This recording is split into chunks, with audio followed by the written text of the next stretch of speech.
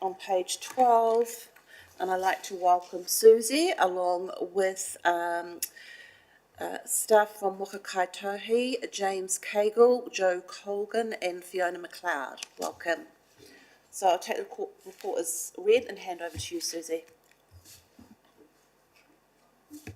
Yeah, thank you very much, Madam Chair. Yes, just welcoming our colleagues from Waka Kotahi here to speak today around the safety improvement projects and just a general opportunity to provide some updates and questions from the floor from elected members. So without further ado, I will hand over to James. So hopefully we'll get the slideshow working well.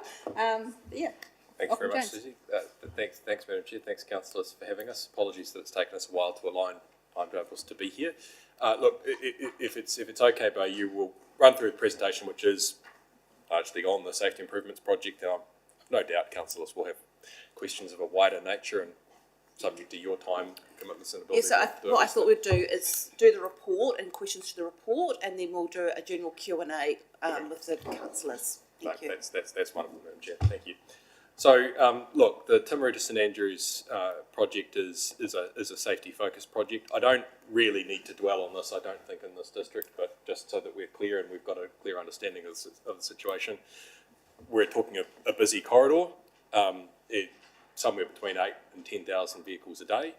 And that's an important number because when we look at safety improvements on the State Highway corridor, the type of intervention that we look to make the corridor safer is largely driven by volume. If we're talking a lower volume corridor, the honest truth is we can't afford to roll out infrastructure upgrades everywhere, and so we would fall back on lesser interventions which have a lower efficacy. But this is a busy corridor, it counts as a busy corridor from our point of view, and so we do look to go for infrastructure improvements because they have a stronger effectiveness. And we know we will get the deaths and serious injury reductions that we're trying to achieve. So the takeaway here is obviously it is not a particularly safe corridor at the moment, but it's a high enough volume corridor to warrant infrastructure investment from us to bring it to a safer standard. It's a little difficult to see both on the screen and in your papers, although I know you do have a copy in the papers, but that is the readout from our database over the last 10 years of the crash history along the corridor, and so you can see a bit of the locations. It's simply worth saying that the nature of the crashes along the corridor are, broadly speaking, head-on collisions, so vehicles crossing the centre line, run-off road, vehicles departing the road to the left, and crashes at intersections. I mean, basically, we're covering the suite of causes there. So, as I said, we target infrastructure investment in corridors where the volume is of a sufficient level. It's worth saying, because I know it comes up in these sorts of engagement with councillors and with the community in general, our approach is predicated on trying to remove the harm from when bad things happen, when things go wrong. As the stat says there, about 70% of crashes occur when people are following the road rules. This isn't about trying to correct for poor behaviour, although poor behaviour certainly occurs on our roads. But if all we did was remove with a magic wand the poor behaviour on our roads, we would still have death and serious injuries on our roads to an unacceptable level. So we try to think to invert our way of looking at it and think about the harm that results from things going wrong on the road and take an approach to try to remove that harm. And in this case, that's largely about infrastructure investment to try to mitigate the forces at play. And that is a fundamental part of our Road to Zero strategy. You'll be familiar with the approach that we've taken over the last couple of years. Road to Zero is the New Zealand Government's road safety strategy. It's not just ours. New Zealand Police are a key partner in that. ACC are a key partner as well. And it's important to note that infrastructure investment or infrastructure and speed is only one part of a much wider approach to reducing deaths and serious injuries on our road. It's easy for people to focus on the zero because it's in the brand. I think the more important target for people to hold in their head is that we are trying to intervene to the extent that we see a reduction in deaths and serious injuries on our road of 40% by 2030. So we've got, and that comes by a range of interventions, and you can see them listed on the right of that slide. Some of that's infrastructure improvements and speed management, but part of that is greater vehicle safety, trying to reduce the proportion of 1- and 2-star vehicles that are on our road. Fundamental truth is if you are driving in a 1- or 2-star vehicle and you're in a crash, your chances of survival are much lower than if you're in a 4- or 5-star vehicle. We need to address work-related safety on our roads, so that's the road crews that are out there working in and around our road corridors. That is not a particularly safe place to work, and the unfortunate truth is, we don't have a good enough record there, and we need to intervene more strongly there. We need to address road user behaviour, and we need to genuinely manage our system better. Part of the picture is working with police to ensure that we have better enforcement of the regime. That includes speed, but it includes other road user behaviours as well. So, as you will have seen from the ads, we all have a part to play ourselves as as a road controlling authority for the state highway, but also this district council in terms of the work that you've been working on. I know you've been working through your speed management plan. I'm sure parts of it will come up in this discussion, but I did actually want to just stop and thank you for the letter that I received earlier in the month from this committee. That sort of letter is exceptionally helpful as we build and plan towards our own state highway speed management plan. Knowing where communities and where councils would like speeds addressed on the state highway is critical for us to being able to include it and then consult in the public. So thank you very much. It was exactly the kind of letter I'm grateful to receive. Joe, do you want me to? No. Hand to you? Yep, okay, I'll hand over to Joe now. Joe is our project manager on this particular project, so he'll run through the particular details then, and then we'll come through. Yeah, well, you've seen or heard the broader picture. I'll take you through more of the detail. I'm the project manager. I've been involved since October 21 when we started the feasibility study. That took us through to around about the middle of last year. The feasibility, by the nature of what the safety improvement programme does in terms of FESOs, is a little bit of a light touch. So what it really does is tell us whether or not there are any major impediments to us carrying out the project as envisaged. It doesn't go into a great deal of detail, and for a FESO it's really a little bit light. So we supplement that with a little bit more work. The big missing component is the geotech, and that took us from probably the middle of last year to the back end of last year. And because the FESO is a little bit light, that means the detailed design phase is a little bit broader. So we don't jump straight into the detailed design immediately for FESO. There's an inherent sort of interim stage in the middle there to fill that gap, if you will. So we procured the detailed design to the end of last year, competitively tendered the process. We awarded that to Jacobs just about the end of the calendar year. They started work January this year. And again, at FESO, we don't do any meaningful stakeholder engagement, and that's purposefully done, and that's a policy issue. Different people have different views as to whether that's right, wrong, or not, but that's the way it was. And we didn't do any until we'd fleshed out the land requirement plans, which came to fruition around about April this year. The first people we spoke to were the majorly affected landowners. There were 4 of them. And the second people we spoke to were Susie and Rob from YMT. We had the feasibility study consultants, they were a different consultant, had spoken to Susie and Rob sometime during that feasibility stage. Very light conversation, and we came down, I think it was January, with the revised feasibility study. Gave a copy to Susie, a copy to Rob. And as I say, we fleshed out the land requirement plans. That was a trigger for us to enable us to start speaking to the community. We had our first community open day on the 17th of May. It's a date that's fairly well etched into my memory. We had a fair amount of loud and clear feedback as to what their concerns were. And they were broadly, I guess to a degree, what we expect and what we've heard before, but it was the over-dimensional vehicles and being able to get past them on the road with a barrier in place. It was potential impediment to first responders, getting to emergencies, getting to accidents and incidents on the motorway itself. It was journey time, it was speed, and restriction of movement and detours that were imposed by barrier and left in, left out.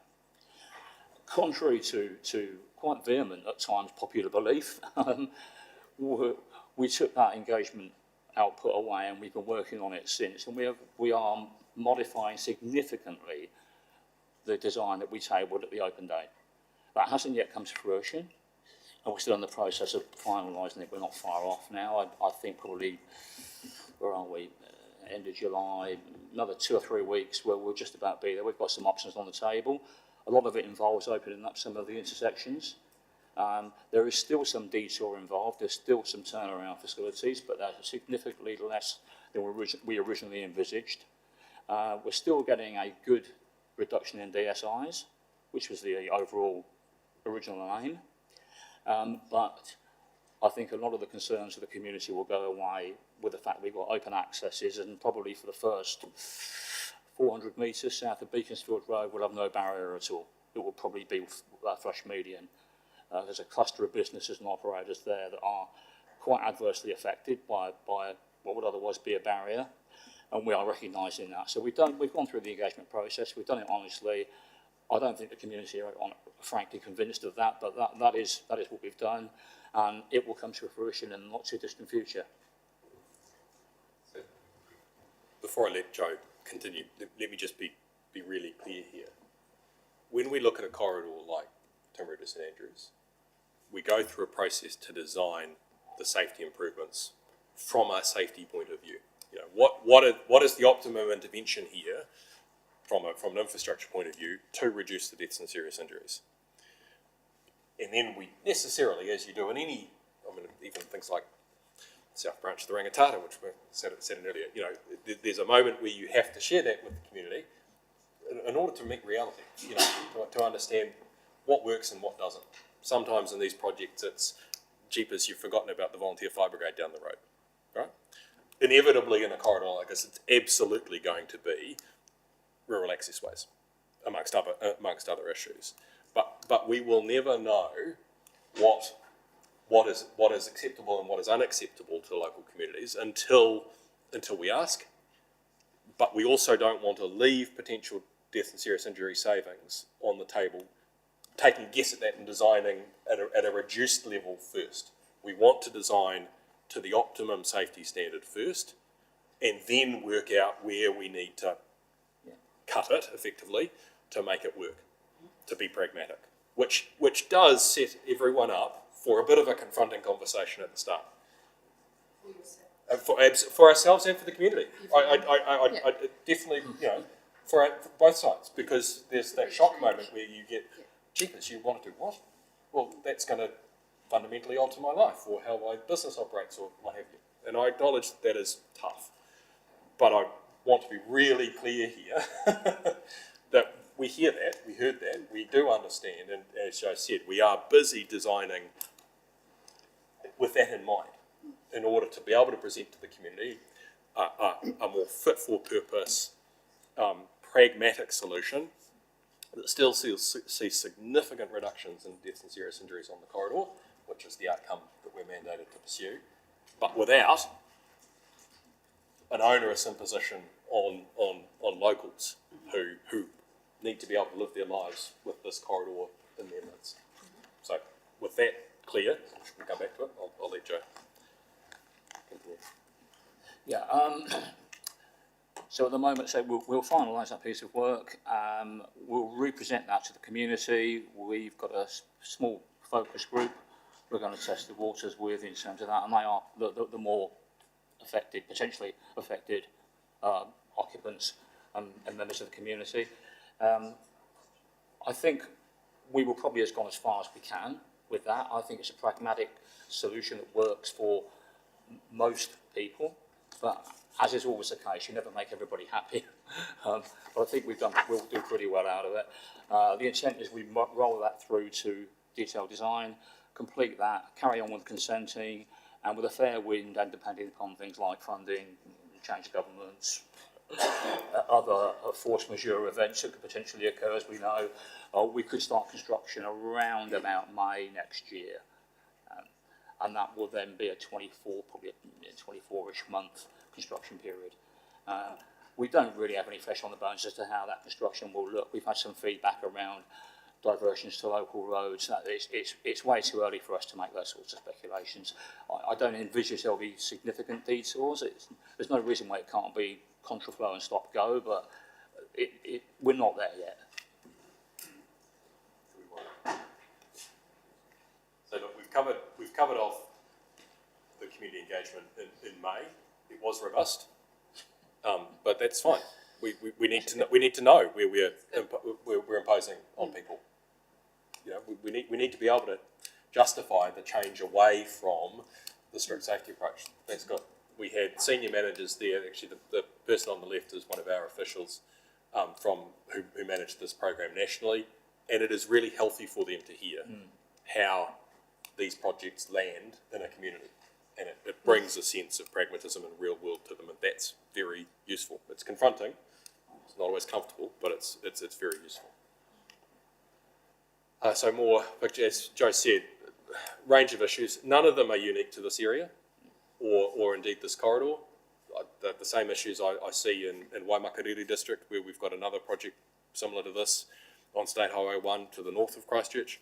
I guess from a personal point of view, 2 years into this role, I'm amazed how much wheelie bins come up, but that's, you know, it is the nature of modern services and how people access them. School buses, all of these are considerations we have to take in as we modify and try to smooth the edges of a project like this. It is also fair to dwell on the final bullet point, Andrew, even you this morning said it. People do like the roundabouts. They said that, you know, and upgrading those intersections, there's no doubt that is a key component in terms of making the corridor safer. And that's where we are now, integrating that feedback into an upgraded and an updated design that we can then share with the community. And it would be fair to say, in terms of Joe's fair winds comments, when we come back with an updated design, look, we'll be interested to see if we've got anything wrong, but the standard will be higher for where we can bend further. You know, because we will have retrenched as much as we can, and we will be at the edge of value for money investment for safety improvements versus convenience, because this is a safety upgrade funded through safety, you know, for the purposes of upgrading safety.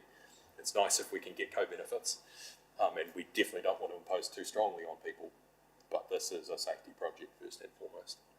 I mean, if you look at the data and the stats, there's no question that a median barrier on a road of this nature is far and away the best outcome, however you measure it, by economics, by trauma avoided, deaths and serious injuries. It's far and away the best outcome for all road users.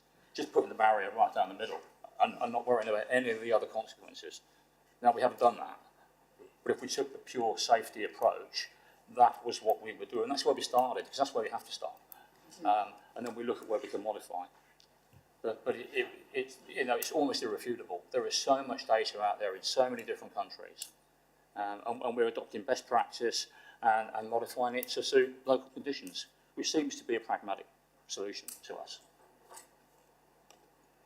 So, next steps. I mean, we've spoken a bit about this, but you and the community can expect us to come back out with an updated design soon, in the grand scheme of things. You know, and presuming that other processes continue, you can never say how long property acquisition takes or consenting or those sorts of things.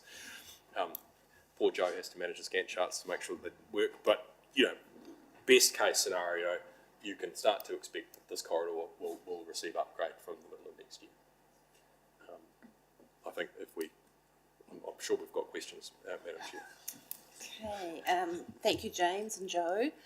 Fiona, did you have anything that you wanted to speak on? Pretty at this much time? covered it off. Okay, all Thank right. you. Thank you, guys. So, we'll take any questions regarding this piece of work. Councillor Scott. Could we just go back to slide 3 for a moment, Which one is 3, just make sure. the map?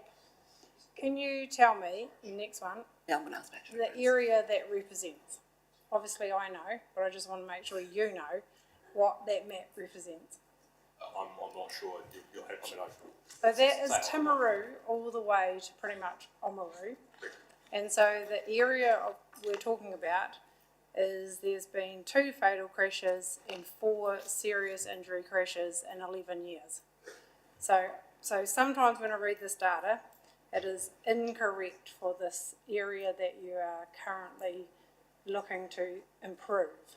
So it isn't around, I think, the one before around 5 fatal, 16 serious crashes. That is not in the space that you're looking to improve safety. So I just wanted to reiterate that that map is quite falsified for what we're talking about today.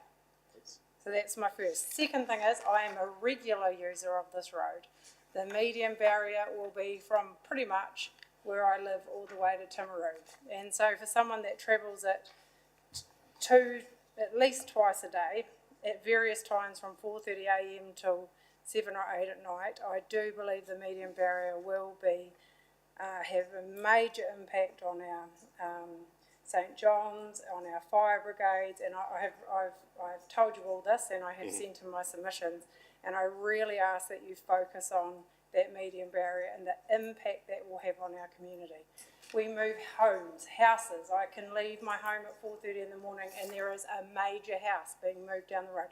That would not be able to happen with a median barrier in place. There is no way where to move over to the left. So I really hope that your planners are driving this road regularly and understand the pressures that it will put on this. And I 100% support road to zero safety, but I ask that you look at the areas of concern, that the only areas of concern are 2, and that you focus on those areas rather than trying to impact an entire community, a rural community, on a median barrier on a straight road. So, thank you, Yes, councillor. I'll address your first point first and then come to the second. Acknowledge the extent of the corridor on this map.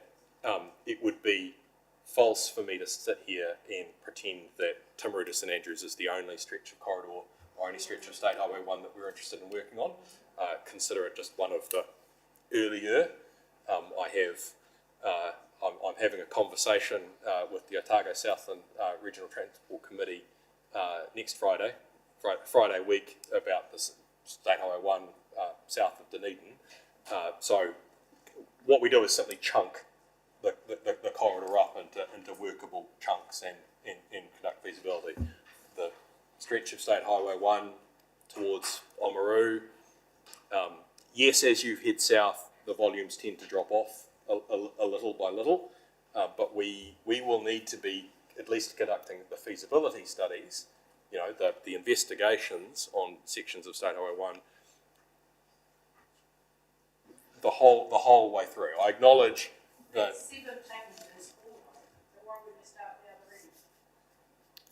it will almost certainly be volume dependent. I can check back in the feasibility study, but it will be volumes driven out of Timaru.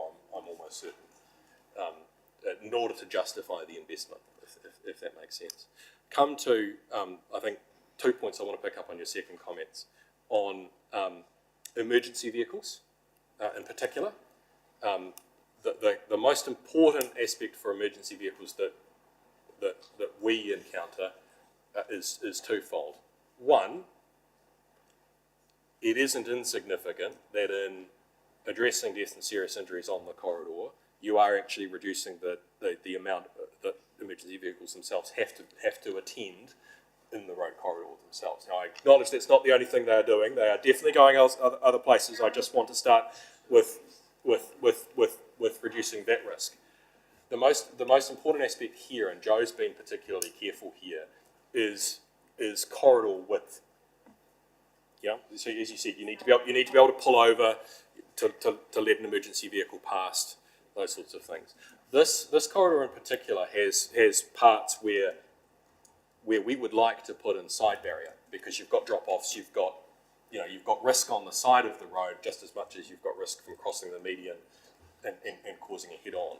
We've been really careful not to propose putting in side barrier in places where the corridor is simply too narrow to allow pull-off. Now, we can't account for all instances. If you've got a very large piece of rural machinery on the road, the corridor now isn't actually good enough for that to be able to pull off and for an ambulance to pass. But in the ordinary course of events, we don't want to tighten the corridor up to the extent that an ordinary road user can't pull off in order to allow an emergency vehicle to pass. So we hear you, we acknowledge that concern, it's a very valid concern, and we want to make sure that that's true. Over-dimensioned vehicles for a second, so that's your house movers and those sorts of things. It's a slightly different standard. My understanding is that this part of State Highway 1, as in most places, is an over-dimensioned vehicle route. We have to keep the corridor in a condition to continue to allow over-dimensioned vehicles to transit. I'm not particularly clear that you can accommodate an over-dimensioned vehicle and an ambulance at the same time, but that problem arises at the moment. The best thing we can do to mitigate those sorts of conflicts, is to provide the brakes, is to provide the turnaround facilities, the gaps in the barrier, so that there are alternative options regularly enough to accommodate as best as we can.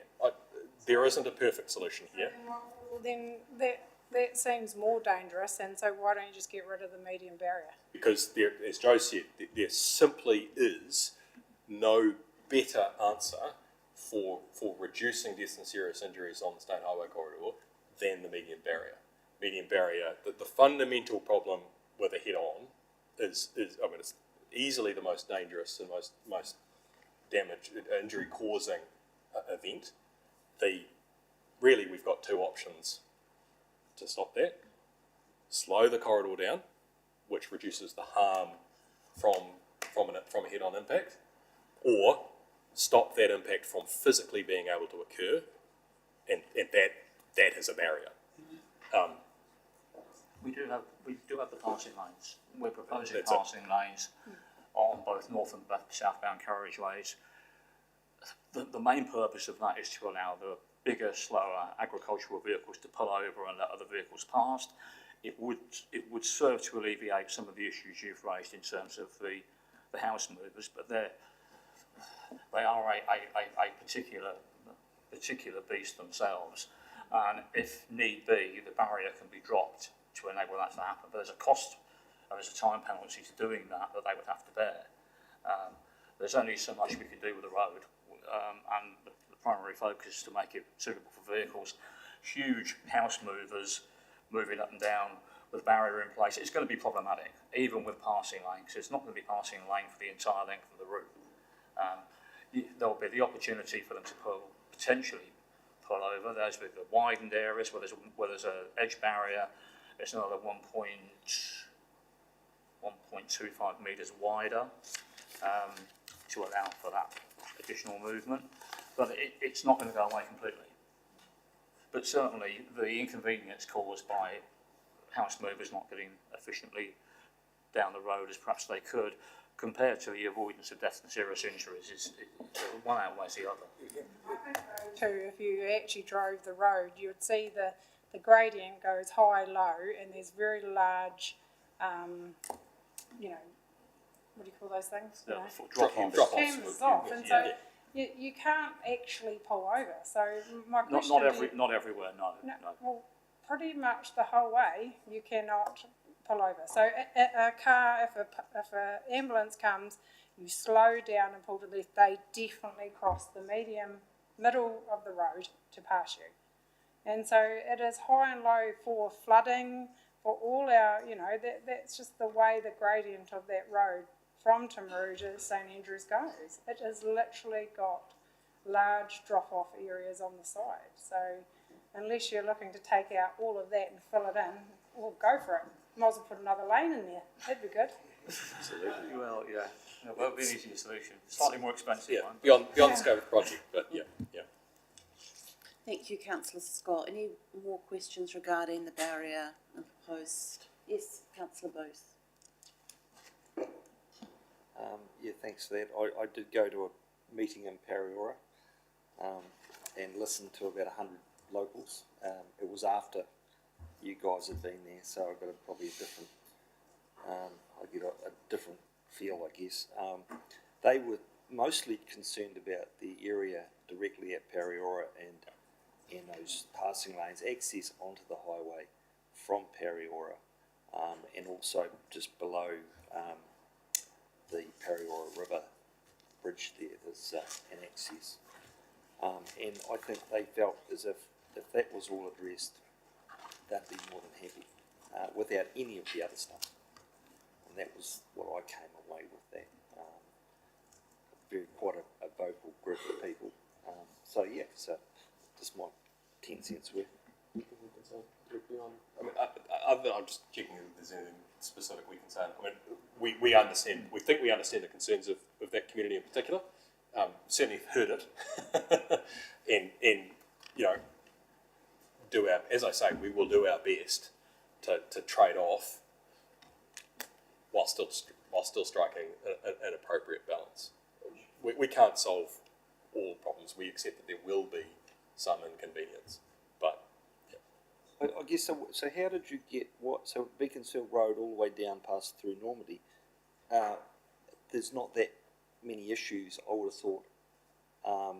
It's all sort of in a cluster around that Periora area. So how did you expand out to the right up to the Timaru boundary? Look, if Joe wants to add specifics about feasibility, he can. But it's simply about volume and the nature of the road.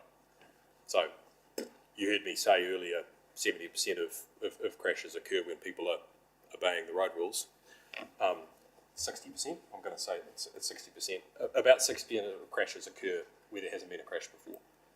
So the historical crash data is important, it helps, but just as important is simply looking at the nature of the road. And what I mean by that is literally the type of corridor we've got and the volume on it. And you have an unseparated highway, so there's no separation between the two lanes. It's mostly two lanes, and it's high speed. And it's not much more complicated than that. In that situation, people, for all sorts of reasons, will cross the centre line because they can. There isn't a physical stop, and the consequences of that can be catastrophic at that speed. And the mean operating speeds through here, they're still reasonably high. Choice, we can lower it all down, slow everyone down, but given the volume, actually, it's better value for money to just improve the quality of the infrastructure and stop the conflict. So when you put that medium barrier in, do you actually make the road wider to And accommodate? yes, yeah, and it not so. I guess the average person would know we're not sort of adding a whole extra lane, but yes, there's what we call shoulder strengthening, which is the sort of runoff on the side. Yes, that often gets improved and widened in places to make sure that there is that shoulder that's strong enough to cope. And you put concrete in the middle where the poles go. Now I'm well outside my. No, there's just the post with the wire. It's a wire rope barrier rather than a concrete physical concrete obstacle, because it absorbs the impact better than concrete does. I'll just see if I can get this video to play. I'm not sure. It might need an extra pick. This is a video from the cab of a truck heading up the state highway at Dome Valley, north of Auckland, in Northland. This is a stretch of road that didn't have any median barrier until recently. So you're sitting in the cab of the truck. And that's what median barrier does, right?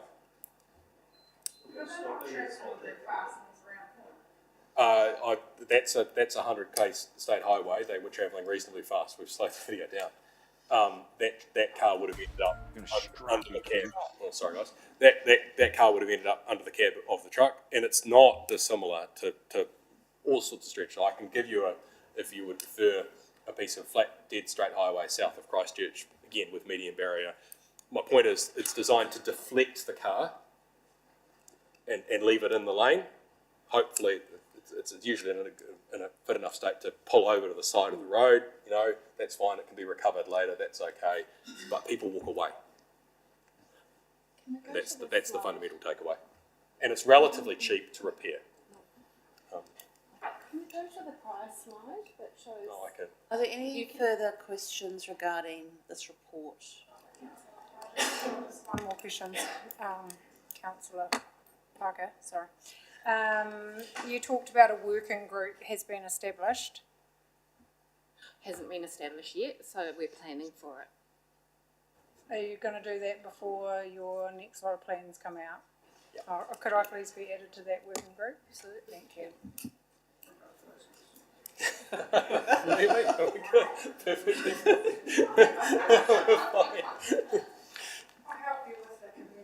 Thank you, Councillor. Thank you, Madam Chair. Yes, councillor Burt. Make it really quick. I still don't understand the cause and effect to this stretch of road in terms of you're obviously concentrating on head-ons. Yes. So in that we've had two serious.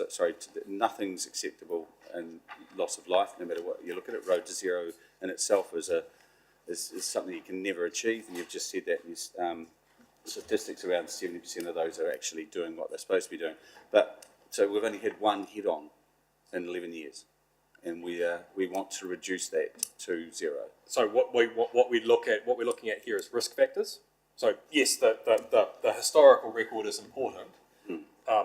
Volumes are going to increase on this stretch of road if Timaru District continues to. If central government got their act together, we'd have coastal shipping and stuff on rail, and then you wouldn't have to do any of that work. But anyway, that's an aside. Thanks. Sorry, that's what I was hoping you'd get me to say. No, it comes back to my comment earlier about road type. You know. Yes. Yeah. It's Thank you. Yeah, an unseparated highway of that nature, the safe treatment, the safe system approach is to treat it so that either the consequence of a head-on is less, the physics, the energy in the crash is less by reducing the speed, or physically separating them so that they can continue at pace, get where they're going, but are not able to hit. And it's as simple as that. Okay, Councillor. thanks. Thank you. Thank you, James. Okay, before we go on to Q&A, I would like to move this report.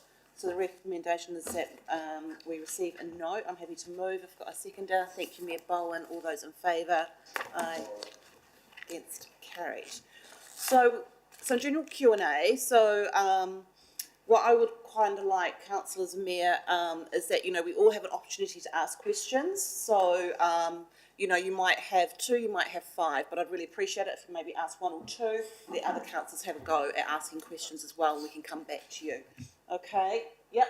I know that Councillor Puddington wants to ask a question. I'm going to ask the first one as chair. Chair's prerogative. Okay. Okay, so showgrounds is my first question. So there appears to be a lot of unhappy residents, unhappy heavy vehicle drivers, unhappy people just in general. Appears to be compounding the traffic congestion, the flow, the safety. It stops the traffic flow. For us, for myself, it feels like there's an increased risk of accidents just waiting to happen.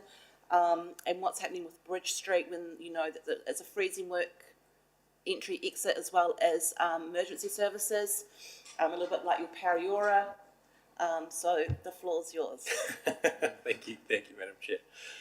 Look, I acknowledge that particularly the construction phase for showgrounds can be disruptive to the local community. It's never particularly easy adding that kind of a development into the system, and my view is it's extra complicated when it isn't all your local road. You're dealing through us because it's the state highway running through what is your community. So there's that just extra layer of complication. I'm hoping probably is a little bit generous that we are through the major disruption of the development. That accessway is now open. There is still work to do. There is still work to come on that intersection, not least of which a culvert replacement that has to occur just, I think, to the north. People may not be aware of it, but actually the state highway runs over a culvert right on the north of that intersection, and that culvert needs to be upgraded as part of the development. It's part of the agreement for access. That work has yet to occur, so there will be disruption to come. I'm sorry to say, but we need to get that infrastructure up to the level that it needs to be at. I think aside from the sort of immediate disruption of construction, and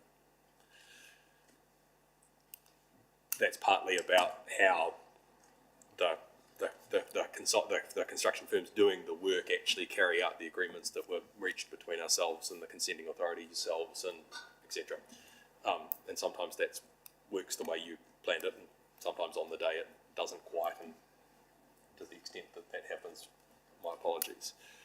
There's no escaping the growth on that corridor. You have ambitions and continued growth in Washdyke, for example. You know, we are going to continue to see growth along that corridor in Timaru, and I've had brief conversations with the Mayor. You know, as an RTC, a Regional Transport Committee, we are going to have to find ways at the state highway level and at the local road level to raise the profile of and make sure that we are doing the work to plan for the appropriate expansion of the Timaru roading network, whether that's the state highway network or your local roads, to accommodate that growth. If we just continue to pour, frankly, growth on the existing network, you know what will happen. You're experiencing it right now. You'll see the degradation of levels of service on the state highway. People will wrap up.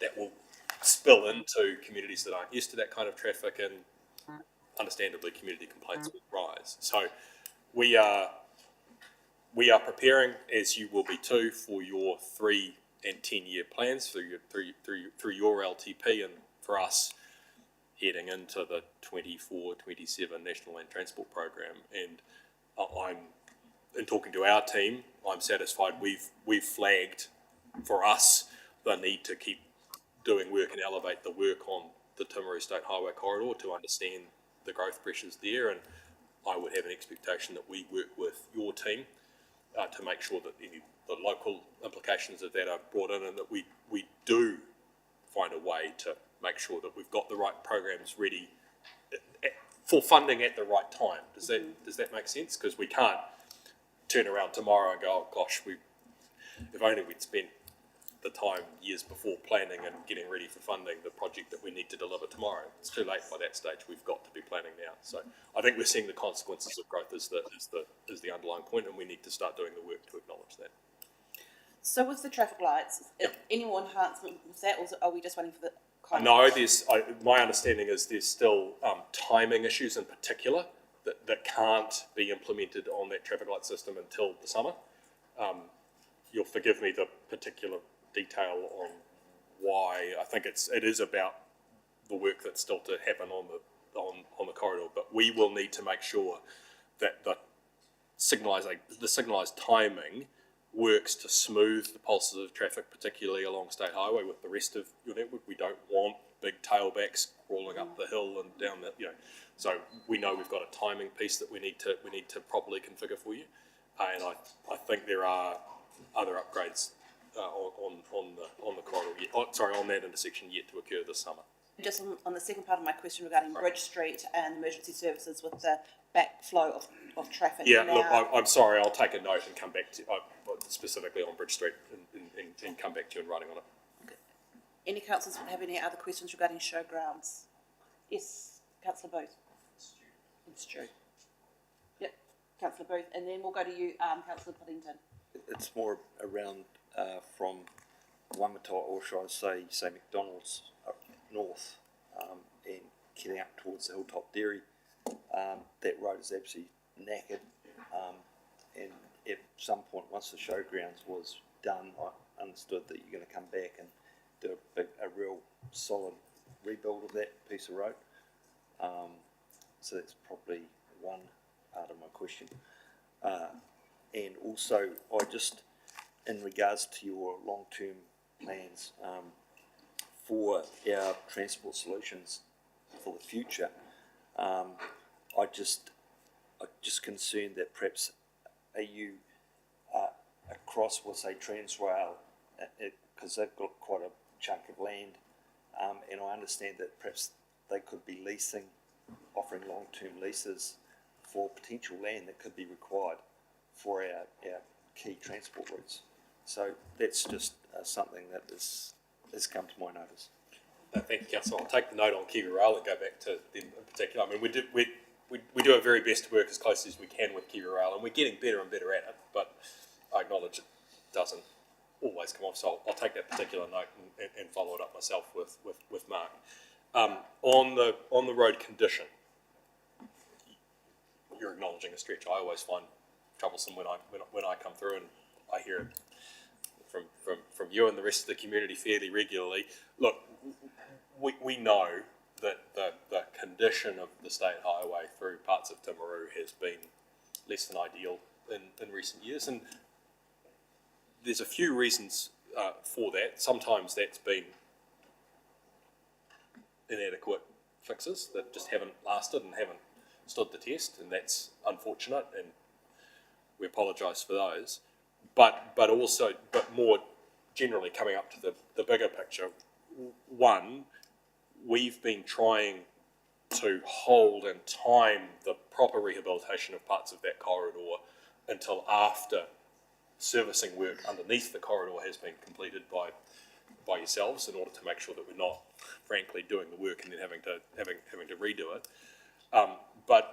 So there's that timing issue as well. But most importantly, we have simply not been in the funding environment where we have been able to do nationally, and Timaru, because the state highway runs through your town, has experienced it perhaps more than others.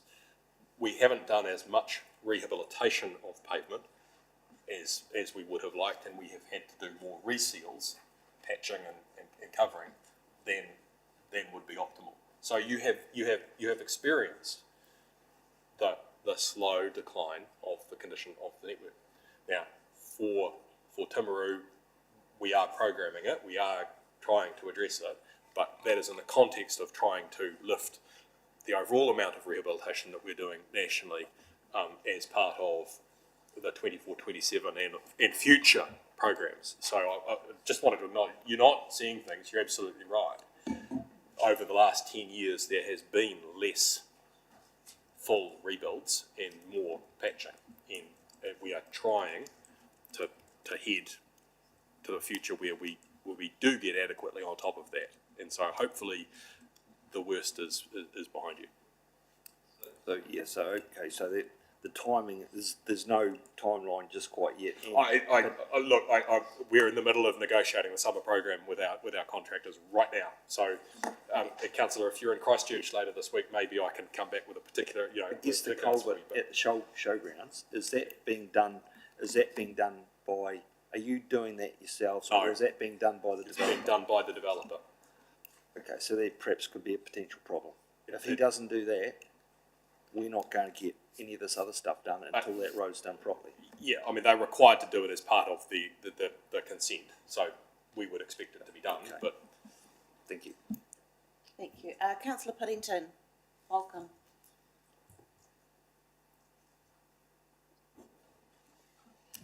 Thanks, James.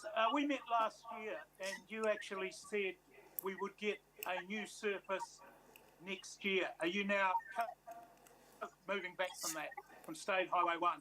Because you're doing a lot of talking, but it's just going around in circles, mate, to be honest. Yeah, look, Councillor, I understand the frustration. I remember the conversation. That's why I really did want to hedge when I gave my answer to Councillor Booth in terms of the summer program. I want to be really clear what is in the contract for the summer program this year, and what is possible.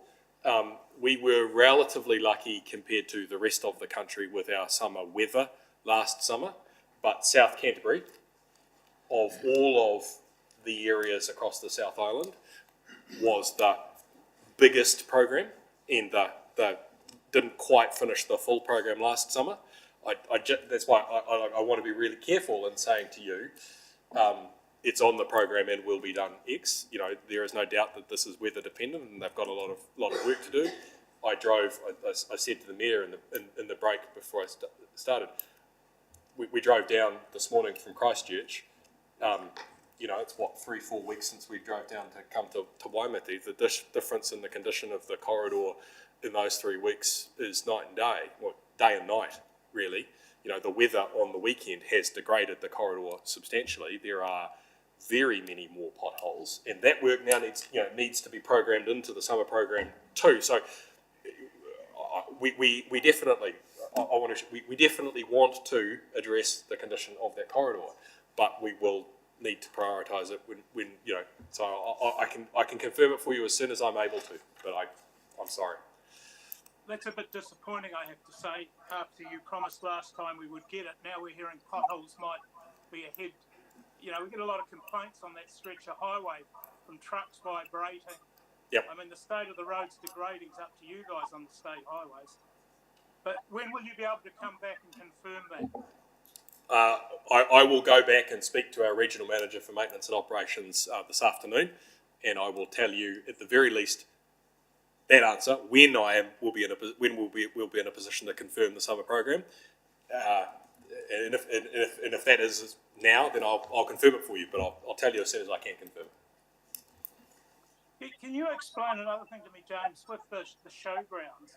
Why do you allow developers to do temporary solutions and create nightmares for commuters? Surely with a development that size, I mean, you're talking about a culvert that could have been done at the start, a temporary solution, because if you come down the hill, if someone's turning left into the showgrounds, everyone else has to wait. Is that going to be part of the new solution? I believe so, councillor, but I confess I don't have the detail of the final solution in front of me, so I'm working from memory. I can again come back to you and the rest of council if you would like on the program for the showgrounds. Yeah, it just doesn't seem very well thought out. You're the experts in this. Same turning right, there is a lane to the right where you get 2 or 3 cars, but then it blocks the state highway going north. I mean, it just does seem, I don't know, do it once, do it right maybe. Also coming up, you talk about safety. The crest of our hill, there's people parked just over the crest of the hill. There's no warning signs at all. There were some temporary signs while work went on. They've disappeared. And I'm with Councillor Parker. You know, you've got to address Bridge and Jellicoe Street, because you are going to have a disaster there, and then you're going to look around to everyone and say, how did that happen? Can I just confirm, councillor, you're talking about the crest of the hill to the north of the showgrounds? I just want to make sure that I've taken it right. No, thank you. I will. I'll take that away. So, that's all very well again, but you monitored it, apparently, according to the Timaru Herald, for the fortnight after it all went in. What were your monitoring results? I think from that point of view, we're monitoring to make sure that the traffic impact is as manageable as can be. We have limited control over the timing of the access way to the showgrounds. There's effectively a tripartite conversation between ourselves, the developer, and the consenting authority. We're monitoring to make sure that we have what limited temporary interventions we can actually undertake in place, but we have limited tools in that regard.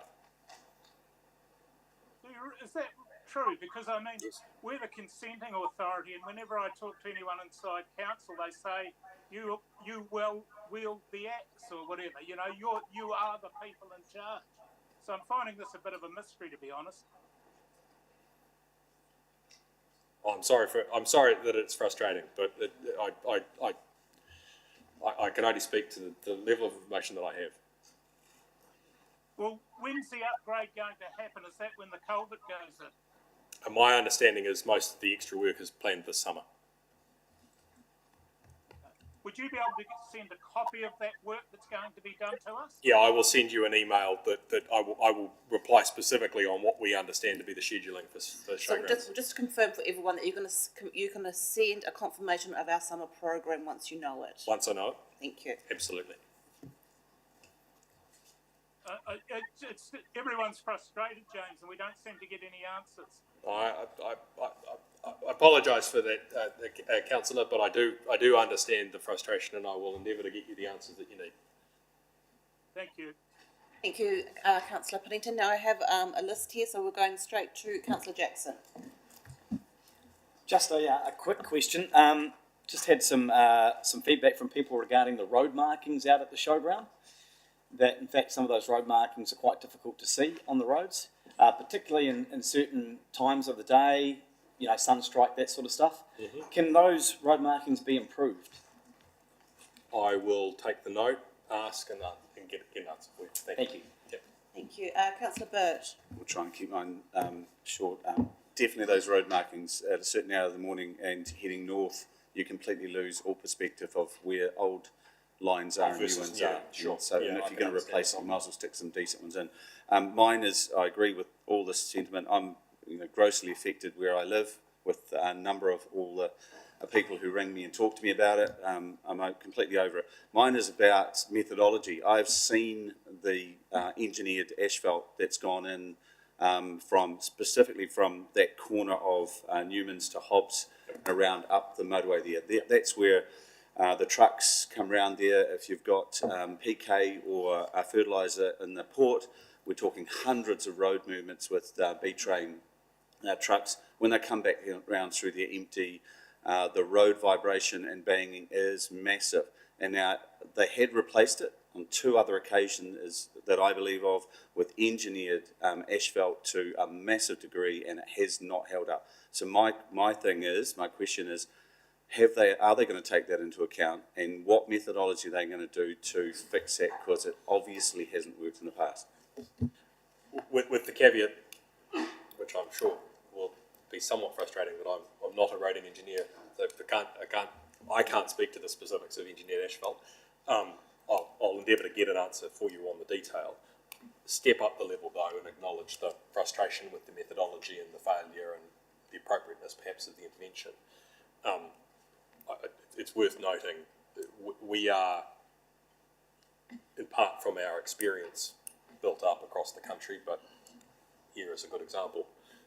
We are endeavouring to change the maintenance contract structure that we operate across the entire country, in part to address the issue that I flagged earlier, that, you know, for the 10 years behind us, we have been in the business of holding the line as best we can, patching more than fixing and bringing up to standard. As the funding has become available to return to a more satisfactory approach, we will be altering our maintenance contracting approach in order to drive better outcomes and better fit-for-purpose solutions. It's down in the detail, Councillor, so I apologise, but the contract structure that we have operated in the past has oftentimes not delivered the solutions that communities would like to see, and that's why we're opting. Lovely. Mayor Bowen. Thanks. It's interesting that subsidisation from government is actually on EVs, but perhaps it should be on four-wheel drives at the moment. It should be around the other way. Hey, but we did a useful piece of work with Venture Timaru, and I wanted to share it with you. So it was around economic output of South Canterbury region, and we took a more holistic approach to the three councils. So 1.2% of the population, figures really quickly, equate within that South Canterbury region to 3.2% of all the heavy vehicles travelled. So we've brought in some Fonterra data and what have you to make it as accurate as possible. And so RUC collected for heavy vehicle movements in South Canterbury in 22, estimated was around 35 million. So what I'm wanting to see is some transparency of that 35 million being spent back into the South Canterbury region. So when you say about your future program, I'd like to see actually that there's some numbers backed up on it, because I'm sick of subsidising other regions. I know every region across the country has issues, but actually one of the factors, especially back into our far rate, that isn't recognised as economic activity on our roads, and we seem to be punished for actually contributing a whole lot of economic activity for the country, goes into the coffers in Wellington, and we don't get the return. So it's important that we have transparency on that money coming back in. So that's all I'm going to say today. But So thank you for that. It's a good opportunity. So we are governed by and required to give effect to the government policy statement on land transport. This is the paper copy of the operative GPS at the moment. The key to addressing that concern, Mr. Mayor, is going to be in what is written in this document. The current Minister of Transport has publicly committed to tabling a draft version by the end of August. So that will give us some insight into what the future might hold in terms of both total available money, but also if you want to think of it, the buckets that get split into. References to coastal shipping and rail and others were made earlier. That's mandated by this document, and the degree to which money is available for maintenance and renewals versus new projects. Right, that's all part and parcel of this, so delivered to us by ministers, accepting that will almost inevitably change to some degree following the election. Right? I guess what I'm saying is we will have an emergent picture, and you've heard me at RTC frustrated that we don't yet have much of a forward picture, but we will get an emerging picture, emerging clarity over the next 6 months, and exactly that will be key to understanding how much we think we can get, or how strongly your arguments are aligned with the direction that we're required to pursue. Two notes of caution. One, I'm glad you said the word estimated. Estimation of road user charges generated in a district is very hard to do. Everyone tries to pursue it. Thank you for mentioning Fonterra. I mean, Fonterra's relatively helpful, but they pay their road user charges in Hamilton. So if you weren't careful to strip out the vehicle movements that they did in the district, the Waikato would look like it is generating vastly more road user charges than elsewhere, simply by dint of that. So those sorts of, and likewise, Invercargill is vastly outweighed by Richardson's group pays them there. So we don't and can't allocate land transport money based on economic performance or population. It's not a per head thing. We are alive to those sorts of things, but principally we are driven by the requirements to allocate funding based off the signals in this government policy statement.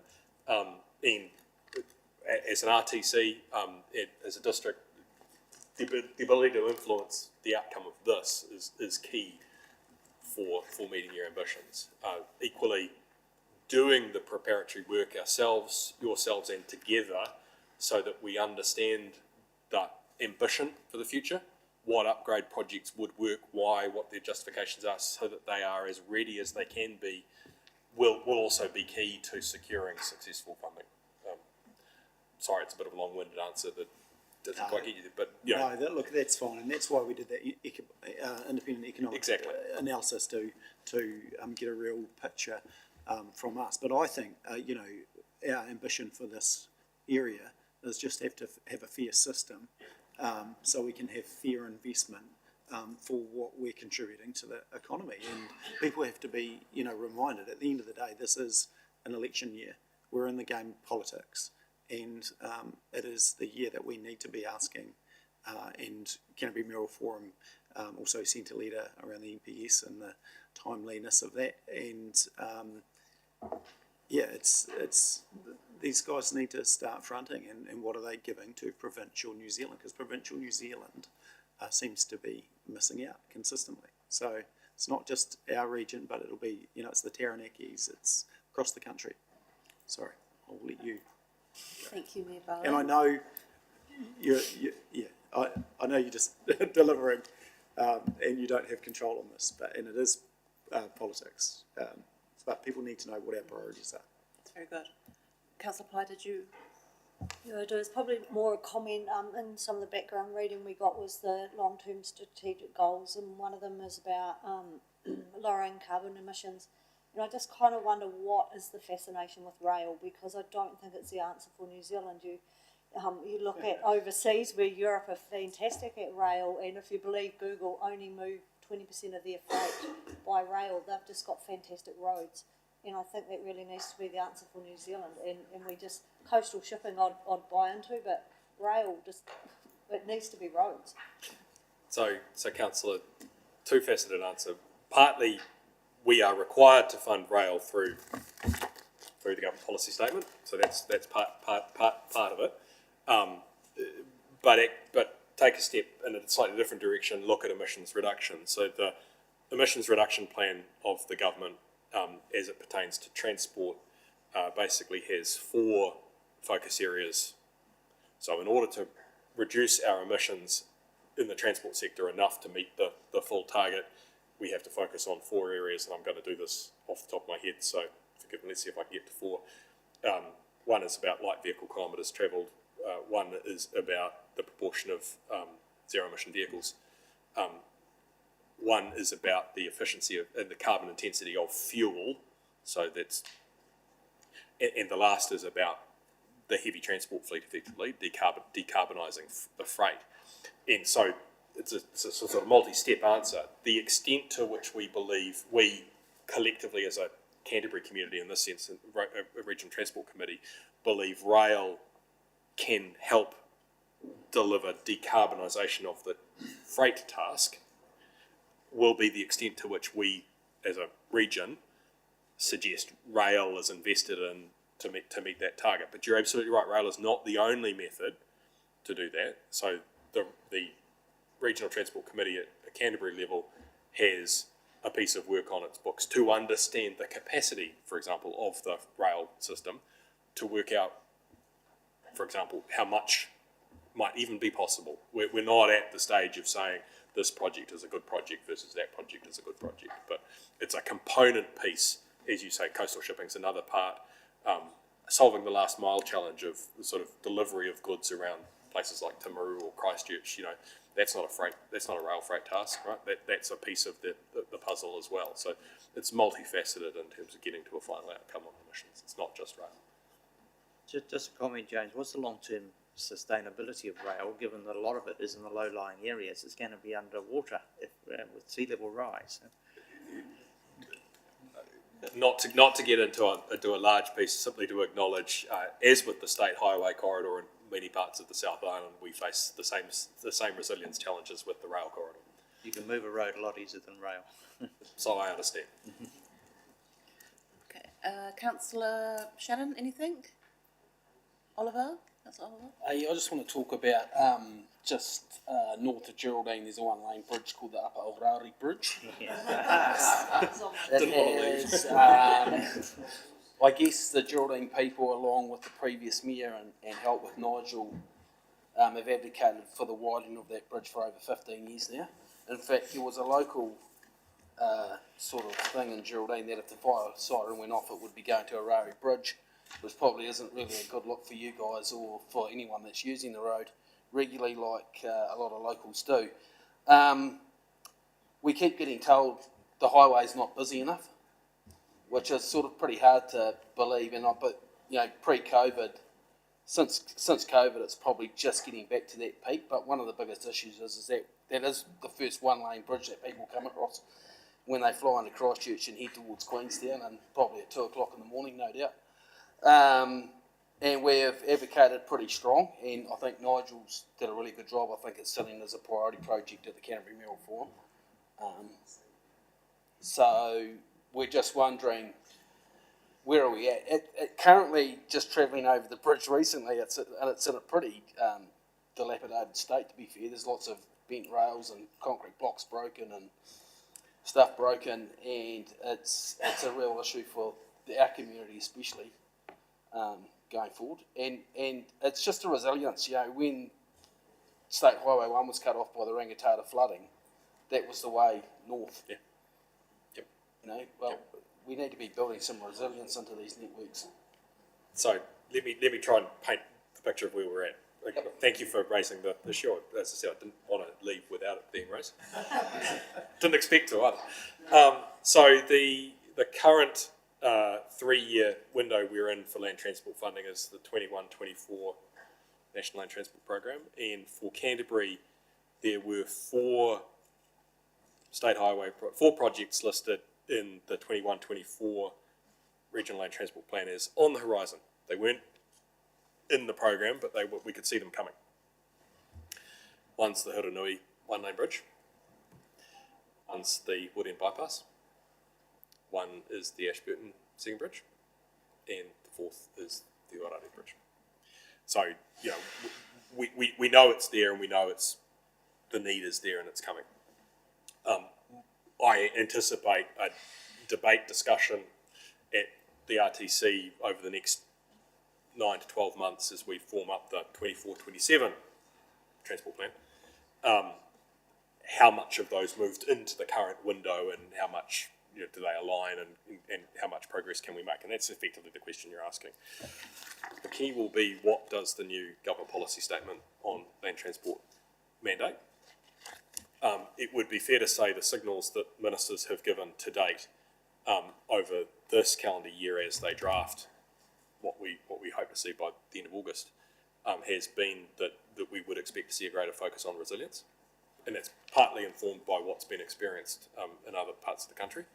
And to the extent that that is true, I would anticipate that is helpful to the case for the Ōrāre Bridge. I acknowledge everything that you have said in terms of its current condition, its imposition on the community, and its importance for both the local community but also the wider travelling public. The key question will simply be how much money is available, how far into down the list can we get, and given the priorities that are handed to us, how high up the list does it sit? But we acknowledge the desire and the need ultimately to widen, strengthen, replace, and upgrade, let's say, the bridge. It's very much on our radar. It's on our horizons. We just need the guidance to know where we sit. But thank you for raising it.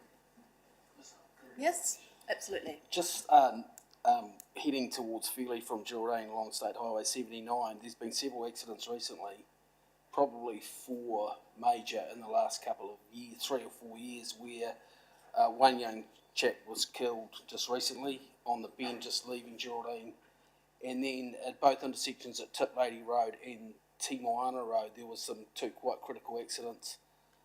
Those people, one of them was over 3 years ago, so both those people, those accidents, haven't been able to go back to work. One guy lost his leg.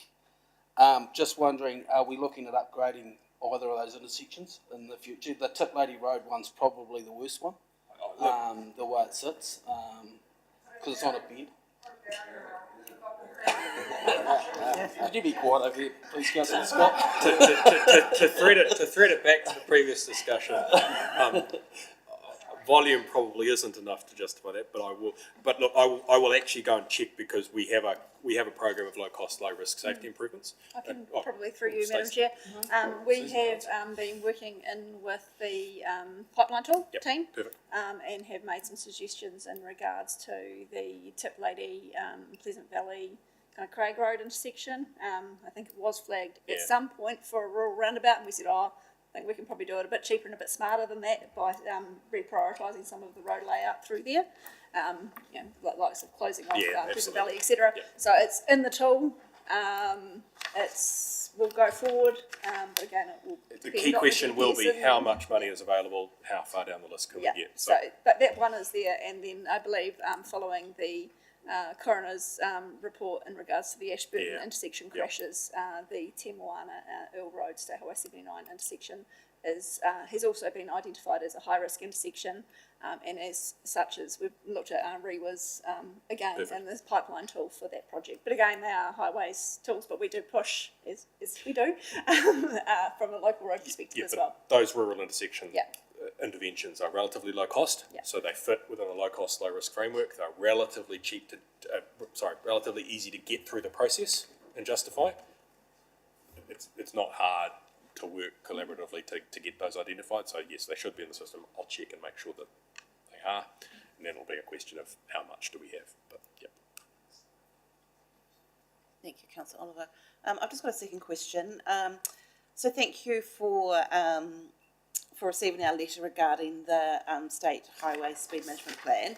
So in the initial interim plan, you highlighted 4 schools, and we've put in 8 recommendations for speed lowering. Now we've put those recommendations in. What is the process? Is it like a visual on the shop floor process that you go and look at these areas, or is it more a textbook tick box area process of looking at these speed management Sorry, Councillor, are you talking about The schools on our state highway? The State Highway Speed Management Plan. So on the initial interim report, all that was highlighted in our district with 4 schools. We've put in our letter with 8 recommendations for The lowering. remaining? So I'm just asking, what's the process of assessing the worth of what our recommendations are regarding speed lowering? So this letter is sitting with the speed management team.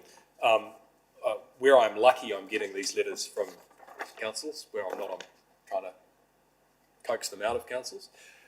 We're in the process of effectively building our list right now for consultation in the full State Highway Speed Management Plan. Towards the end of this year. So does that consultation come back to the community? Yes, absolutely. Yeah. That will be full public consultation on the proposed changes. You've done exactly what you need to do as a council in the local community. We are focused on changes in the State Highway Speed Management Plan in the top 1% of the highest risk parts of the state highway, which I have to say aren't in the South Island. So actually, that's a category that doesn't affect you.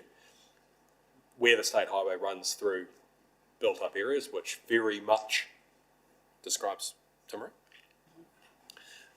outside schools and marae, so identifying those areas, and we're in dialogue with you about those through the letter, but also at an officer level, and also it's worth flagging with Aroa Whenua in terms of their interaction with the state highway. And finally, the most important category really is areas that the community would like to see speed reductions, and the best way of identifying that is exactly this sort of letter. So we are busy collating those now. We'll do an assessment for appropriateness, but honestly, if it's schools, we'll take your view on board, and I don't think there's much argument there. So you'll see the full consultation on the State Highway Speed Management Plan at the end of this year or the beginning of next year. Large national consultation exercise, and then it will run through the process. We are very close to releasing to having the official sign-off on the interim speed management plan, but you'll appreciate that's been quite a process too. So. Sure. Lovely. Any further questions, second questions from councillors? Councillor Puddington? Anything further? You say no. Anyone? All good? Wow, thank you, team. We really appreciate you coming down, spending time with us, answering our questions. I've got a list of things to come back to you on, so I'll make sure that I come back through, Andrew. So, safe journey home. Thank you very much. Thank you. Thank you, guys. Okay, we're going to move on to report 7.2, which is the proposed road stopping section of Napier Street. Oh, I was going to let you answer questions. No, don't worry. Is that all right? I know the answer. Okay. Apologies. GPs. Susie, you're staying with us, and Kevin is on holiday, so Andrew's going to speak to the report. Yeah. Okay, thank you, Madam Chair. So this is basically, we've had a request from a property, 7 Napier Street, where they have, the property is actually occupying road reserve. It's been occupying it since probably the 70s. We've had some aerial photographs verify that. And they have now come to a point where they would like to basically own the land that they're occupying, effectively. So we have a number of options that are available. We can issue a licence to occupy, but that gives them no long-term surety whatsoever. A licence to occupy can be cancelled at any time by council. The other option is basically stopping the road. It is legal road, so it has to go through a stopping process, and we've got two options with that. The first one is the Local Government Act, and applying with Schedule 10, and that is basically a public process where it's advertised, people have the right to object, and if there is an objection, then actually those objections are heard by the Environment Court, not by council. So there's a little bit of risk there, but it's a very open process.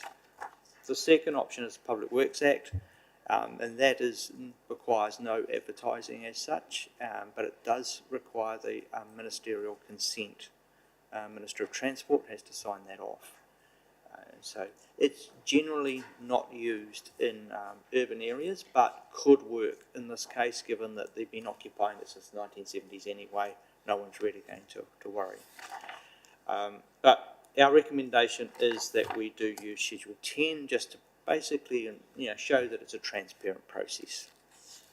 The other thing I point out, if the stopping is successful, the land will be sold to the owner at market rates, and that will be agreed.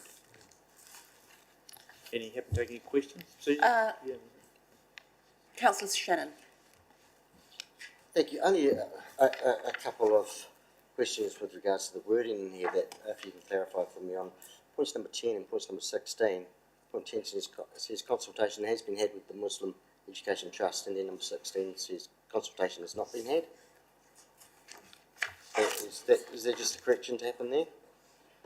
10 and 16? Yeah, that's, the Muslim Education Trust is a neighbouring property, so... Yeah, but it says it has been had in point 10, and on 16 it says it has not been had. Oh, okay, that's... An error. And under consultation, point number 26, documentation of the consultation will be supplied by the applicant? We approached the applicant to talk to their neighbours effectively. Oh, okay. They have done that, but we haven't received any written confirmation back on that. As far as we understand that, the Muslim Education Trust is agreeable to it, but there's nothing in writing at this point in time. So we would ensure that we get that before we actually advertise. Yeah, okay. Thank you. Right. Oh, yeah, just my question, what's the land worth indicatively? Are they aware of a rough cost that it's going to, I mean, it makes sense, and happy to support recommendation 1. If they're wanting to sell, they probably need to get it tied up. Have the same people lived there for this entire time, or has the... That I'm not sure. No, Kevin's been dealing with them, so I apologise for No, that no worries. information, and I'm not sure what the value of it would be, but it would be done by a registered valuer. And yes, third part is, yes, they are aware that they have to purchase it at market rates. Yeah. Look, I'm happy to move. Thank the recommendation. Thank you. Councillor Pye.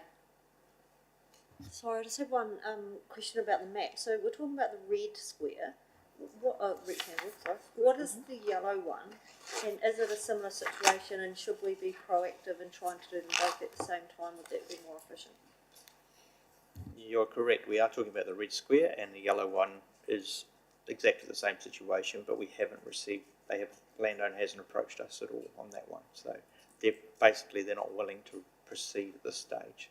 So if they did want to in the future, would come back. But they obviously know that I'm just saying, is it more efficient to do both at the same time, and should we be proactive in asking them if they want to do it?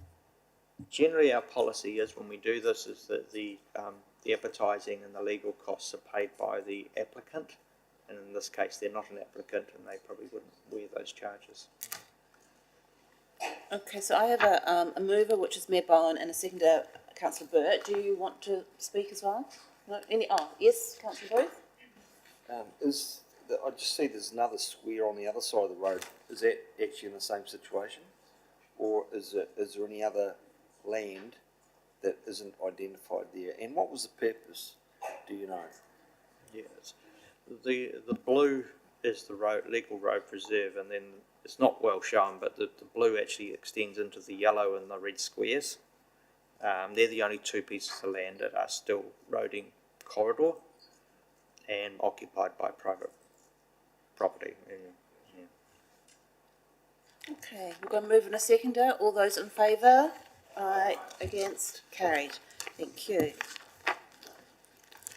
Okay, Susie, staying with us? Thank you. 7.3 on page 33, it is the Cox Street car park at Geraldine electric vehicle charging facilities. There's 3 recommendations here, and we probably need to go through them one by one when we get to that point. But I'll take the report as read and hand over to you, Susie, or? Oh, if Andrew could cover points 1 and 2, and I'll talk a little bit more about point 3. Wonderful. Yeah.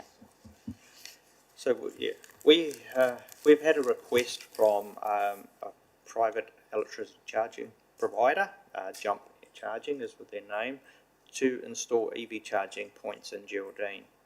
Now, EV chargers do take a lot of power, and there is only a certain places that they can go. There has to be sufficient capacity in the electricity network.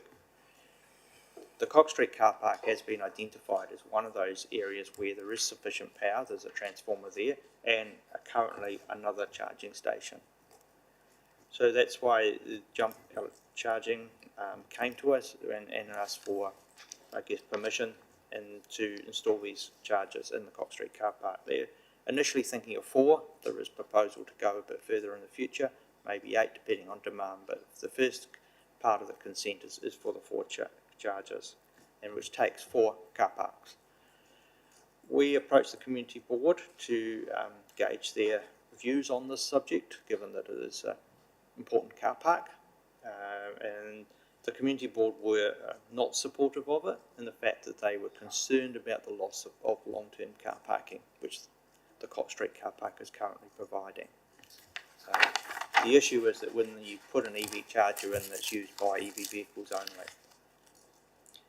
So the infrastructure committee has the delegation to install these chargers to lease car parks, so that's why it's been brought back to here, and I'm just noting that the Geraldine opposition to the actual proposal at this stage. So happy to take any questions. Councillor Pye. Sorry, I've got lots, but I'll try and keep it short. How many parks are we losing versus how many are we gaining with the ones on Hislop Street? Susie. Yeah, awesome. Thank you. No, that's fine. So Hislop Street has been identified, obviously, both through the Geraldine Transport Strategy and work that Parks and Recs team have done with Domain as well, as being a really good opportunity to create kind of a more of a slow vehicle space, putting some raised platforms in, increasing the car parking in along the length of there, so actually creating a bit more of a space to stay and hang out, potential for markets in the future, that kind of thing, along that area, taking it away from the state highway.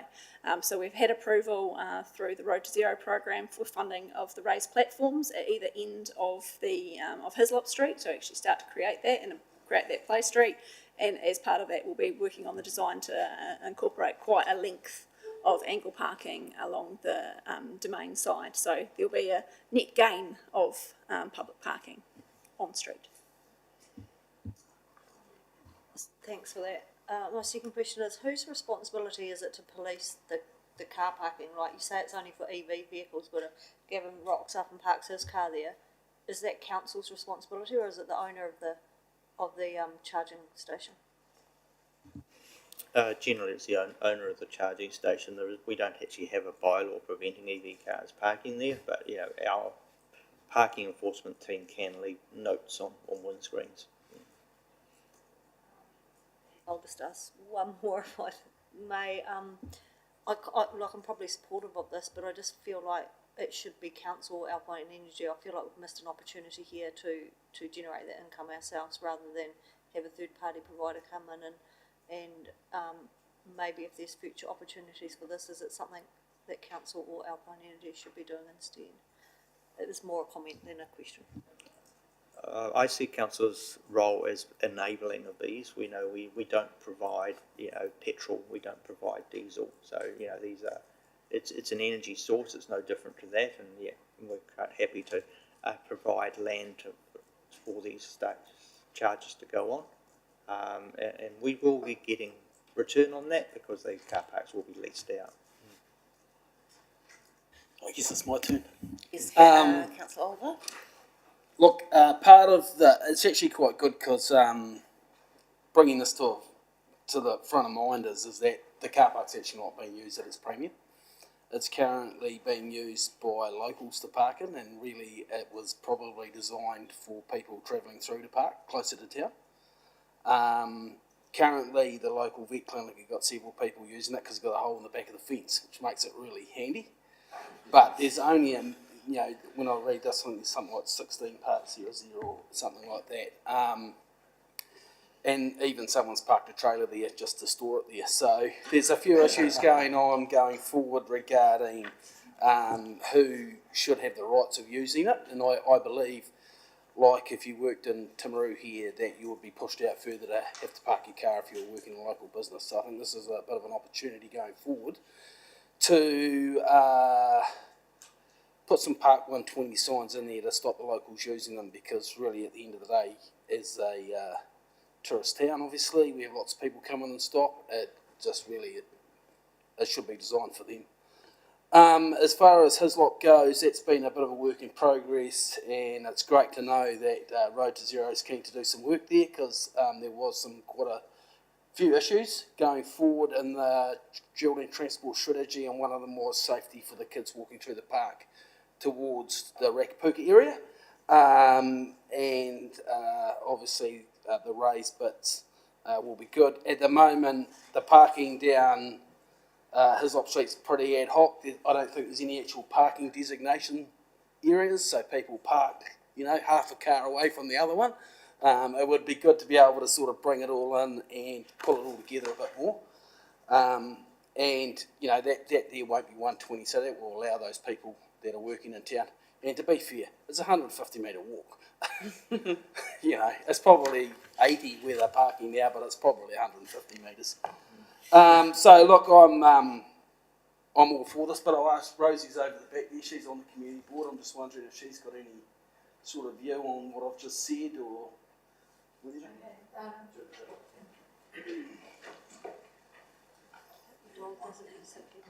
What's that?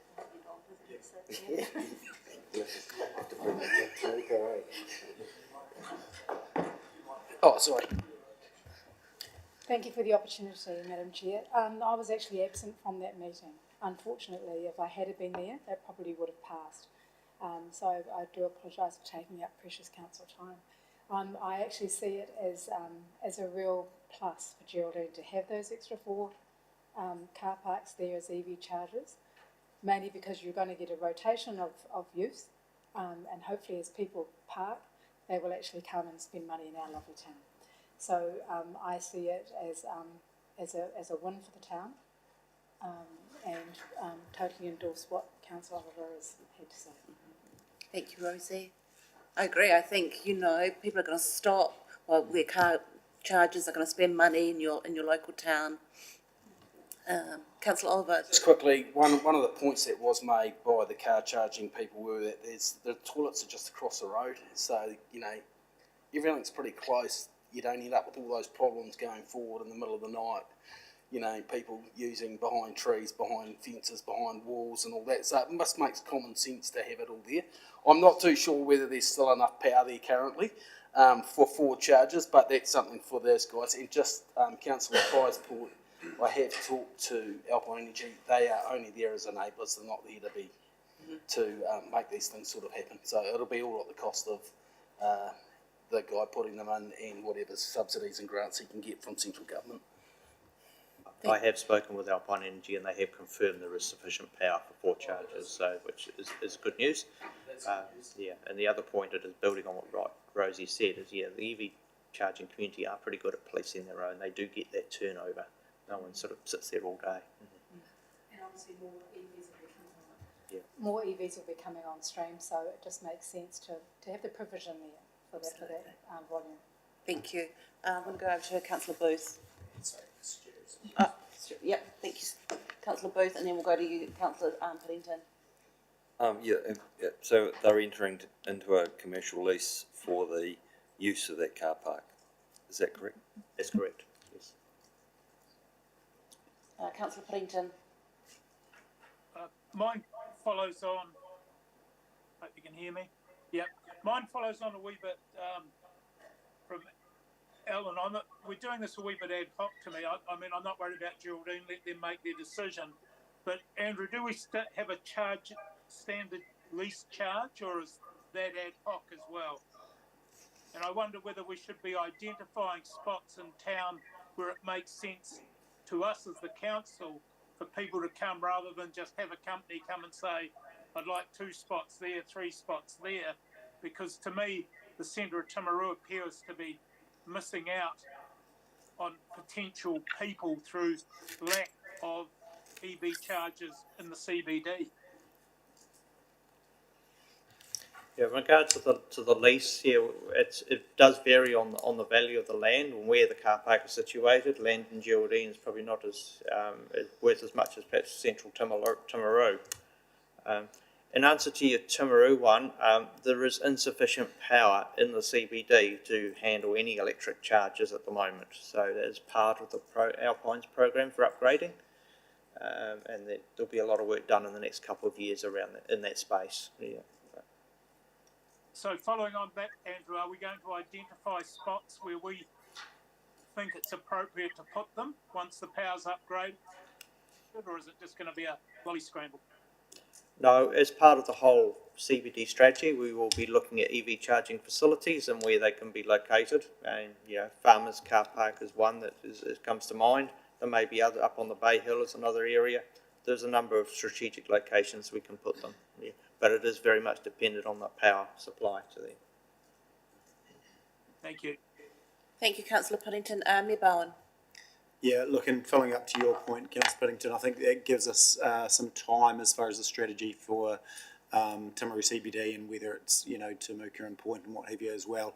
I guess the window of opportunity for this one, and also to Councillor Pye's point, is, I think we should actually look as it something that we should invest in or not, do some analysis around that. But the opportunity sits with a very small window, which is the subsidised funding.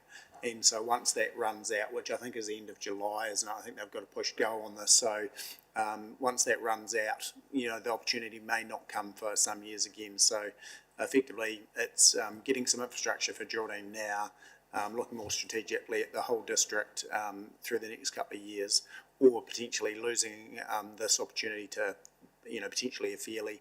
So it's, it's selling more items in Geraldine versus selling a few more pies in Fairley. That's what you're weighing up, basically. Absolutely. Yes. I'm happy to move all 3 of those recommendations. Lovely. So recommendations 1 through to 3, moved by Councillor Oliver. Do I have a seconder? Thank you, Councillor Burt. All those in favour? Aye. Against? Carried. Thank you. Thank you, Rosie. Okay, moving on to 7.4, page 38, which is an update on some key projects. Andrew Dixon will talk through these with us. So, yeah, thank you, Madam Chair. These reports are basically just looking at the major projects that we had on go through the last financial year. So we've now, gone past 30 June. So this is really just updates around that, or where we landed on each of these projects. These are significant ones. There are some that are still going. And sorry to interrupt, what we might do is take any questions per project. Yep. Okay? Thank you. Okay, just, the only other comment to make, some of these projects are still ongoing. There's, in particular, in fact, a lot of them are still ongoing, so they're getting towards completion. So, yep, happy to take questions if you want to go through them individually. Yeah, so we've got Parriora Pipeline Renewal. We have the team in the room here to answer any questions. Okay. The Timona Water Supply Scheme Upgrade. Everyone happy with that? Can I just make a comment? Sure. Look, I know Councillor Oliver and myself were out at the Tamarana Open Day, and just thanks to the team, that was really good, and I'm really positive for the community, and I know that, you know, for them to be able to walk through and see the benefits of great infrastructure is really appreciated, so thanks for that. Thank you, Mayor Bowen. Opuhi pipeline renewal. The Downlands Water Supply Scheme upgrade. Everyone's happy. Road renewal and improvement program.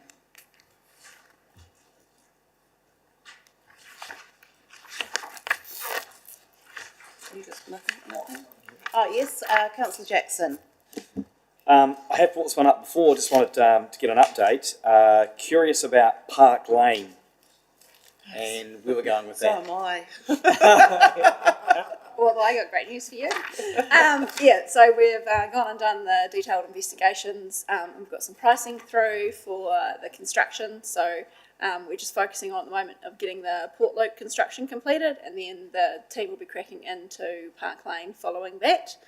So yeah, it was a road reconstruction through there, and then also part of, again, another Road to Zero program contribution will be putting in a roundabout at the end of June Street, Park Lane as well, to improve the traffic movements through that area and maybe reduce some of the rat running that we see through there. So yeah, so great news this financial year.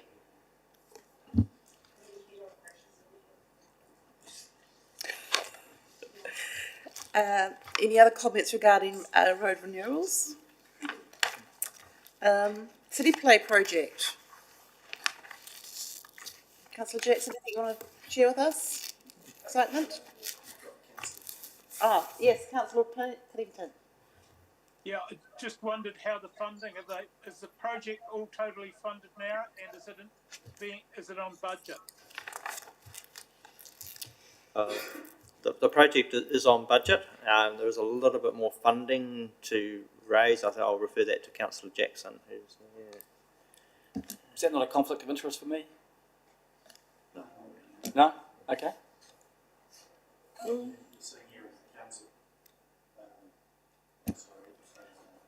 Sorry, I guess you're sitting here in a council capacity and not one for C Play, so it's probably not a question. But if you want to, if it's simple and you could answer it, totally up to you.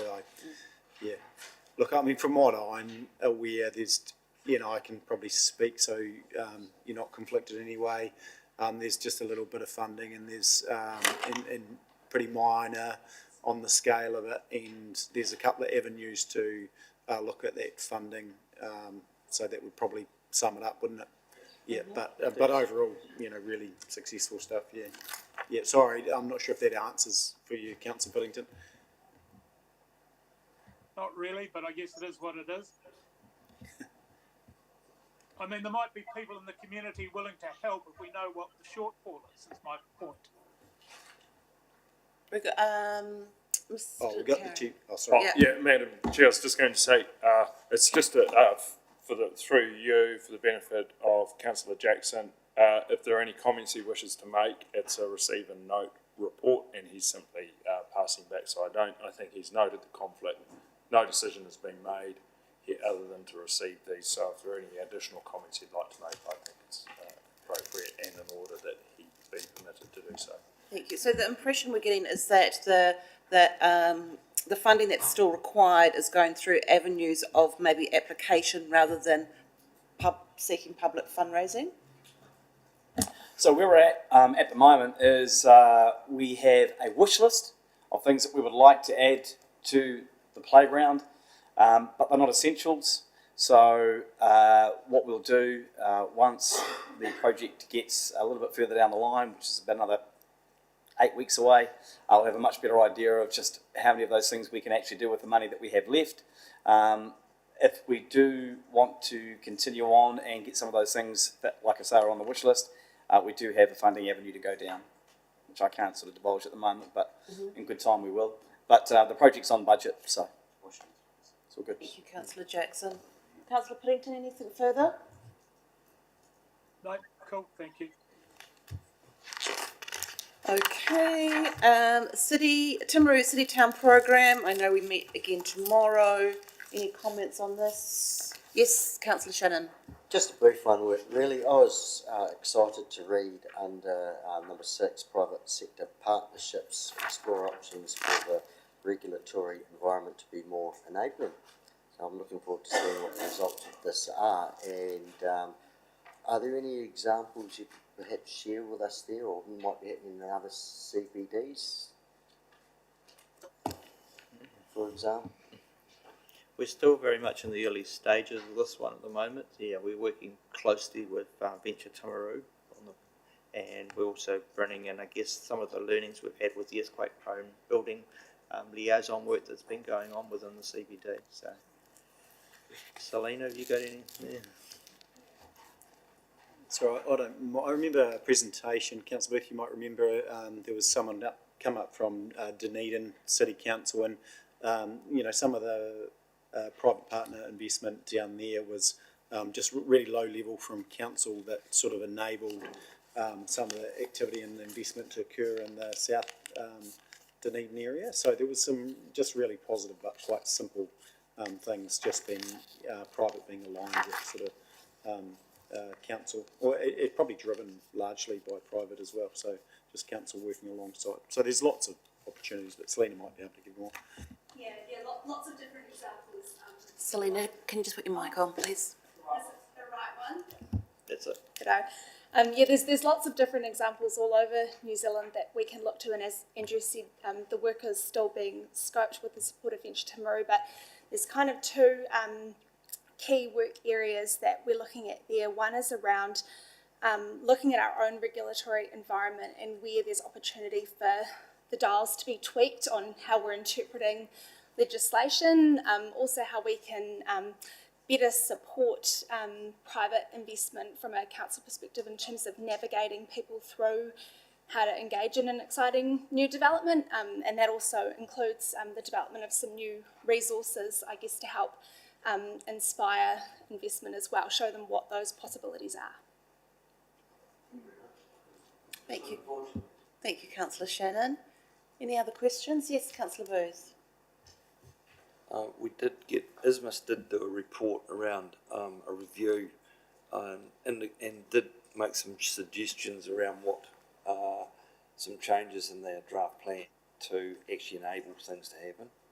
So we're sort of waiting, we're hoping to get those sort of incorporated into our draft plan to assist the private sector actually deal with some of our buildings, particularly in the South End, and enabling some changes of use, etc.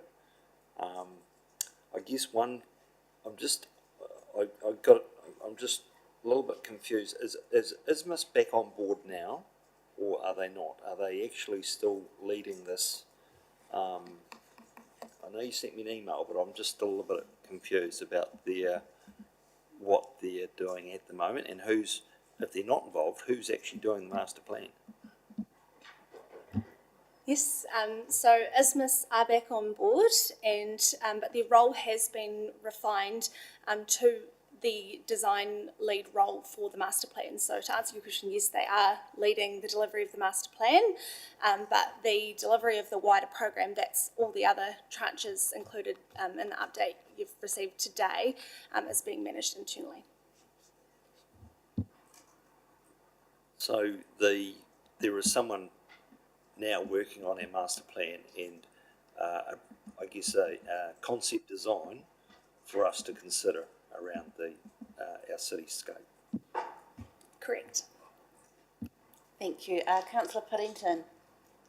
Yeah, just following on from Councillor Booth's question, I see in tranche 5 on page 53 it says provide a preliminary master plan design, and that includes Caroline Bay. And that's on track, and the first drop-in sessions are held July, August, which is now. What is the master plan design? Is that an actual plan that you look down and look at? Because we haven't heard anything about Caroline Bay at all up to now, so I'm interested to see where that master plan is at. Because has it been dropped July, August as well? Because if so, I'd like us as the council to see that. Caroline Bay was discussed with the steering group on this, and it was because Caroline Bay is a booking to the CBD, it was decided that it would be incorporated with the whole master plan. So that is the work that's been undertaken at the moment, is on that Caroline Bay and how it links the CBD, how it can enhance the CBD, draw people back and forward. So the isthmus is doing that work. Sorry, Andrew, so did the other two master plans we had on Caroline Bay. My question wasn't about how it linked. Is that part of what is being dropped on July, August? Progress update on track? Yes, that's correct. Do you not think the council should see that master plan before we have community input, just to keep us up to date with what's happening? It's a draft master plan. It's going through the working group, and so it's not going out to public consultation at all at this stage. Council will certainly have the opportunity to look at it well before that stage. Yeah. Again, I'm a bit confused because it says drop sessions. Does that not include the public? The drop sessions are with regard to the working group, not the general public. No, so sorry about the terminology there. It'd be handy to know. Yeah, thank you. Thank you, Councillor Puddington. Member Bowen. Well, look, I think the opportunity for all this is just, I know Councillor Booth and I are away tomorrow, but those are regular sessions with the steering group. Any councillor can come. There's quite a few council members that are involved. I think it's best, and I know Selena's been sending invites, so it's best that we attend those rather than having, duplication of in a separate council seat. So if you've got interest in this space, get along, and that's where the Caroline Bay Master Plan part of it will be discussed as well. That's my thing. Mm-hmm. So from my understanding that the master plan, it's with the Timaru City Town project team, which will then come back to council. Yeah, so, thank you. Okay, any other questions, comments? Lovely, so I think it's a receiving note. I beg your pardon, I missed out on the flare, didn't I? The Redruth landfill cell and gas flare. I'll just note that both of the contracts that were awarded were well under budget, and I just wonder if we can expect the same with the Peel Forest landfill. Or a comment. I hope so. But actually my serious part of the question is, what then happens to that budget? Does that get spent elsewhere, or it just does not get spent? It just does not get spent. Okay, so the recommendation is that we receive and note the progress reports from the key infrastructure projects. I'm happy to move that if I've got a seconder. Thank you, Mayor Bowen. All those in favour? Aye. Against? Carried. Thank you for your attendance, and the meeting's now closed at 1:12 past 1.